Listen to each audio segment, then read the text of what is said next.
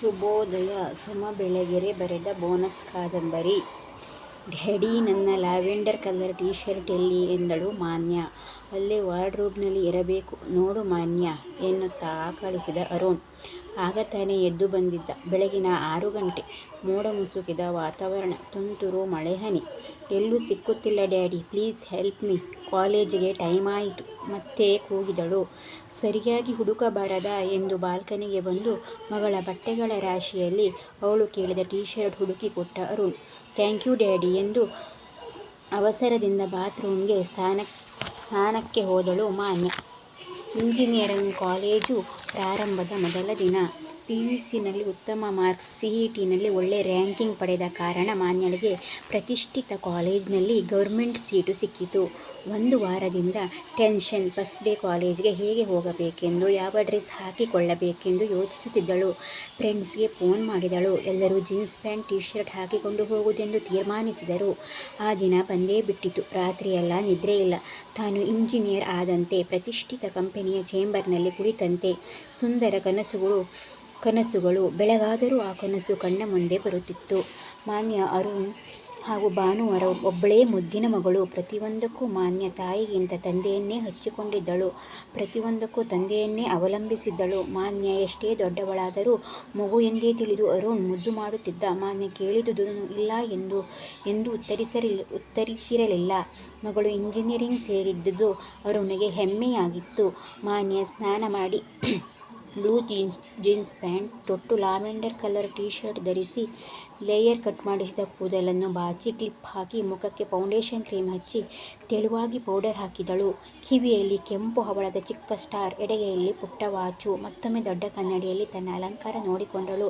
ತನ್ನ ಸ್ಕೂಟಿಯನ್ನು ಹಿಂದಿನ ದಿನವೇ ಒರೆಸಿ ರೆಡಿ ಮಾಡಿಕೊಂಡಿದ್ದಳು. ಕೈಯಲ್ಲಿ ಒಂದು ಎಕ್ಸಸೈಜ್ ಪೆನ್ನು ಹಿಡಿದು ಬಾಲ್ಕನಿಯಿಂದ ಕೆಳಗಿಳಿದು ಬಂದು ಡೈನಿಂಗ್ ಟೇಬಲ್ ಮುಂದಿನ ಕುರ್ಚಿಯಲ್ಲಿ ಕುಳಿತಳು. ಗಾಜಿನ ಲೋಟದ ತುಂಬ ಹಾರ್ಲಿಕ್ಸ್, ಬ್ರೆಡ್ ಜಾಮ್ ತಂದು ಮಾನ್ಯಳ ಮುಂದೆ ಡೈನಿಂಗ್ ಟೇಬಲ್ ಮೇಲೆ ಇಟ್ಟ ಅರುಣ್ ಮಗಳನ್ನೇ ನೋಡಿದ. ಆ ಡ್ರೆಸ್ನಲ್ಲಿ ತುಂಬ ಮುದ್ದಾಗಿ ಪುಟ್ಟ ಮಗುವಿನಂತೆ ಕಂಡಳು. ಮಮತೆಯಿಂದ ಮಾನ್ಯಳ ತಲೆ ನೇವಾರಿಸಿದ. ಡ್ಯಾಡಿ, ನನ್ನ ಹೇರ್ ಸ್ಟೈಲ್ ಕೆಟ್ಟಿತು ಎಂದು ಬ್ರೆಡ್ಗೆ ಜಾಮ್ ಹಚ್ಚಿ ತಿಂದು ಹಾರ್ಲಿಕ್ಸ್ ಕುಡಿದಳು. ಸಿಂಕ್ನ ಬಳಿಗೆ ಹೋಗಿ ಕೈ ತೊಳೆದು ತುಟಿಗಳನ್ನು ಮೃದುವಾಗಿ ಕರ್ಚಿಪ್ನಿಂದ ಒರೆಸಿಕೊಂಡಳು. ಆಗ ಭಾವನಾ ಎದ್ದು ಬಂದಳು. ಮಮ್ಮಿ, ಗುಡ್ ಮಾರ್ನಿಂಗ್, ನಾನು ಕಾಲೇಜಿಗೆ ಆಗಲೇ ರೆಡಿಯಾಗಿರುವೆ ಎಂದಳು ಮಾನ್ಯ. ವೆರಿ ಗುಡ್ ಮಾರ್ನಿಂಗ್ ಮಾನ್ಯ, ಆಲ್ ದ ಬೆಸ್ಟ್ ಎಂದಳು ಭಾವನಾ. ಮಾನ್ಯ, ದೇವರಿಗೆ ನಮಸ್ಕಾರ ಮಾಡಿ ಹೋಗಮ್ಮ, ಅದರಲ್ಲೂ ಇದು ಫಸ್ಟ್ ಡೇ ಎಂದ ಅರುಣ್. ಅವಸರದಿಂದ ದೇವರ ಕೋಣೆಯ ಕಡೆ ನಮಸ್ಕರಿಸಿ ಅರುಣ್ ಹಾಗೂ ಭಾವನರಿಗೆ ನಮಸ್ಕರಿಸಿದಳು. ಹೈ ಹೀಲ್ ಚಪ್ಪಲಿ ಹಾಕಿ ಹೊರಬಂದಳು. ಕಾಂಪೌಂಡ್ನಿಂದ ಹೂವಿನ ಗಿಡಗಳ ಮಧ್ಯದಿಂದ ಸ್ಕೂಟಿಯನ್ನು ಹೊರಗೆ ತೆಗೆದು ಪೆನ್ನು ಎಕ್ಸಸೈಜ್ ಅನ್ನು ಸ್ಕೂಟಿಯ ಸೀಟಿನ ಕೆಳಗೆ ಇರಿಸಿ ಸ್ಕೂಟಿಯನ್ನು ಸ್ಟಾರ್ಟ್ ಮಾಡಿ ಕೈ ಬೀಸಿದಳು. ಭಾವನಾ, ಅರುಣ್ ಕೈ ಬೀಸಿದರು. ಭರ್ರ ಎಂಬ ಶಬ್ದ ಮಾಡುತ್ತಾ ಸ್ಕೂಟಿ ಮರೆಯಾಯಿತು. ಅರುಣ್ ಆಫೀಸರ್ ಒಂದರಲ್ಲಿ DE ಪೋಸ್ಟ್ನಲ್ಲಿ ಇದ್ದ. ಕೈ ತುಂಬ ಸಂಬಳ, ಸ್ವಂತ ಮನೆ, ಕಾರು, ಸುಖವಾದ ಜೀವನ. ಭಾವನಾ ತನ್ನ ಕಣ್ಣಿಗೆ ಬೇಕೆನಿಸಿದ ವಸ್ತುಗಳನ್ನೆಲ್ಲ ಖರೀದಿಸುತ್ತಿದ್ದಳು. ಹಾಲ್ನಲ್ಲಿ ಸೋಫಾ, ಕುರ್ಚಿ, ದಿವಾನ್, ಕಾಟ್, ಅದಕ್ಕೆ ತಕ್ಕ ಬೆಲೆ ಬಾಳುವ ಸೆಟ್, ದೊಡ್ಡ ಕಲರ್ TV, ಸ್ಟ್ಯಾಂಡ್, ಹೂವಿನ ಕುಂಡಗಳು, ಪಿಂಗಾಣಿಯ ಶೋ ಐಟಮ್. ರೂಮ್ನಲ್ಲಿ ಕಂಪ್ಯೂಟರ್, ಕುರ್ಚಿ, ಎಲ್ಲೆಡೆ ಅಚ್ಚುಕೊಟ್ಟು ಒಪ್ಪ ಓರಣ. ಮನೆ ಕೆಲಸ ಮಾಡಲು ಆಳು, ಅಡುಗೆ ತಿಂಡಿ ಮಾಡಲು ಭಾವನಳಿಗೆ ಸಾಕಾಗಿ ಹೋಗುತ್ತಿತ್ತು. ಹೆಚ್ಚಿನ ಕೆಲಸ ಅವಳಿಂದ ಆಗುತ್ತಿರಲಿಲ್ಲ. ಸೋಮಾರಿತನ ಅವಳಲ್ಲಿ ಮನೆ ಮಾಡಿತ್ತು. ಲೇಡೀಸ್ ಕ್ಲಬ್, ಸಂಘ ಸಂಸ್ಥೆ ಅಂತ ಸದಾ ತಿರುಗಾಡುತ್ತಿದ್ದಳು. ಅವಳ ಅಂತಸ್ತಿಗೆ ತಕ್ಕ ಶ್ರೀಮಂತರನ್ನೇ ಫ್ರೆಂಡ್ಸ್ ಮಾಡಿಕೊಂಡಿದ್ದಳು. ಆಗಿಂದಾಗೆ ಟೂರ್, ಪಿಕ್ನಿಕ್ಗಳಿಗೆ ಹೋಗಿ ಬರುತ್ತಿದ್ದಳು.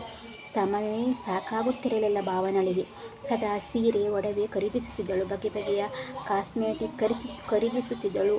ಬೆಲೆ ಬಾಳುವ ವಸ್ತುಗಳನ್ನು ಆಯ್ಕೆ ಮಾಡಿಕೊಳ್ಳುತ್ತಿದ್ದಳು. ಸೀರೆಗಳಂತೂ 2 ಬೀರುಗಳಲ್ಲೂ ತುಂಬಿದ್ದವು. ರೇಷ್ಮೆ ಸೀರೆ, ಜರಿ ಸೀರೆ, ಕಂಚಿ ಸೀರೆ, ಕಾಟನ್ ಸೀರೆ, ವೆಂಕಟಗಿರಿ ಸೀರೆ, ಎಂಬ್ರಾಯ್ಡರಿ, ಜರಿ ವರ್ಕ್ ಮಾಡಿದ ಸೀರೆ, ಬಗೆ ಬಗೆಯ ಚೂಡಿದಾರ ಸಹ ಖರೀದಿಸಿದ್ದಳು.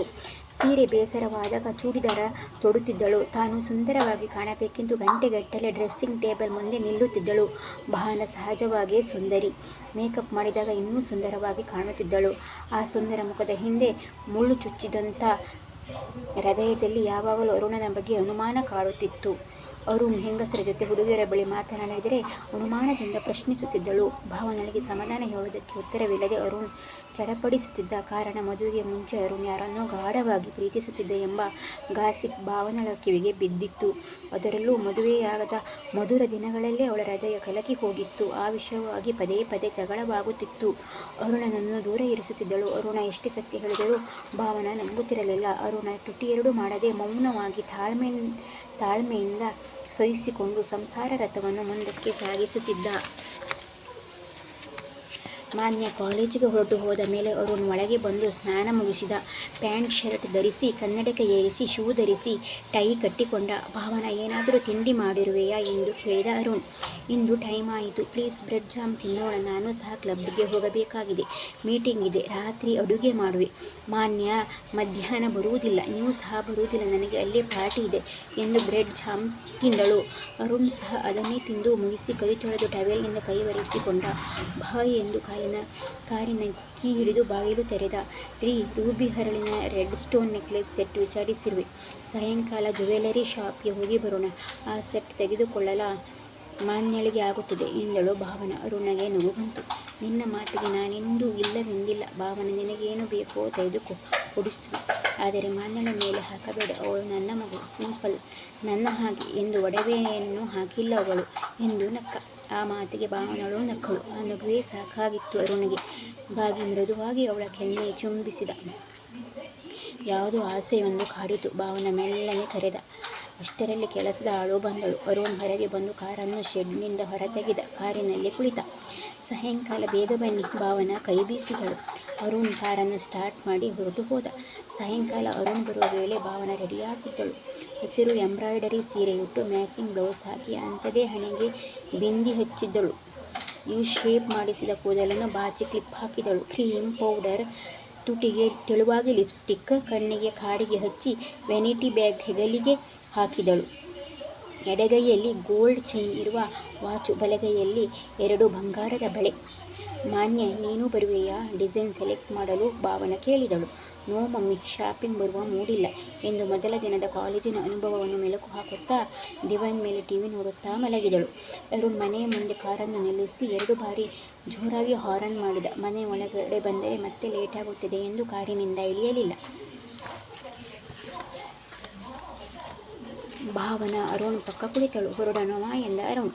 ಭಾವನ ತಲೆ ಆಡಿಸಿದಳು. ಕಾರು ಮುಂದೆ ಸಾಗಿತು. ಮೊದಲಿಗೆ ಜ್ಯುವೆಲರಿ ಶಾಪ್ಗೆ ಹೋಗಿ ನೆಕ್ಲೇಸ್ ಸೆಟ್ ಕೊಂಡರು. ಆ ಸೆಟ್ನಲ್ಲಿ ನೆಕ್ಲೇಸ್, ಕಿವಿಗೆ ಹ್ಯಾಂಗಿಂಗ್, ಕೈ ಬೆರಳಿಗೆ ಉಂಗುರ, 1 ಬಳೆ ಇತ್ತು. ಕೆಂಪು ಹರಳಿನ ಆ ಸೆಟ್ ತುಂಬ ಚೆನ್ನಾಗಿತ್ತು. ನಂತರ ಅಂಗಡಿಯಿಂದ ಹೊರ ಬಂದರು.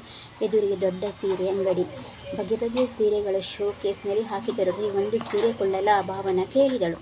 ಆಯಿತು, ನೀನೇ ಹೋಗಿ ಸೀರೆ ಆರಿಸಿಕೊ, ನಾನು ಬರುವುದಿಲ್ಲ, ಕಾರಿನಲ್ಲೇ ಇರುವೆ, ನೀನು ಬೇಗ ಸೀರೆಯನ್ನು ಸೆಲೆಕ್ಟ್ ಮಾಡುವುದಿಲ್ಲ, 1 ಗಂಟೆ ಆಗುತ್ತದೆ ಎಂದು ಅರುಣ್ ಭಾವನಳಿಗೆ ಹಣವನ್ನು ಕೊಟ್ಟ. ಭಾವನ ಸೀರೆ ಅಂಗಡಿಯ ಒಳಗಡೆ ಹೋಗಿ ರೇಷ್ಮೆ ಸೀರೆಗಳನ್ನು ನೋಡಿದಳು. ಯಾವುದೂ ಇಷ್ಟವಾಗಲಿಲ್ಲ. ಅಂಗಡಿಯವನು ಒಳಗಡೆ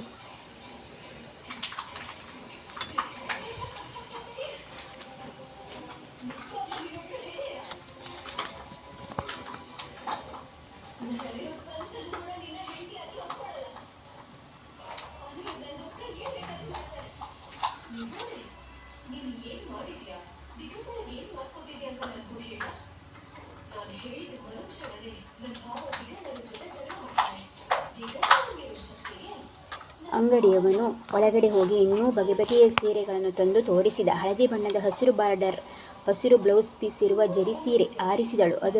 ಅದರ ಬೆಲೆ 4,500. ಆ ಅಂಗಡಿಯಲ್ಲಿ ಚೌಕಾಸಿ ಇಲ್ಲ, ಒಂದೇ ಬೆಲೆ. ಆ ಸೀರೆಯನ್ನು ಹಣ ಕೊಟ್ಟು ಪ್ಯಾಕ್ ಮಾಡಿಸಿದಳು.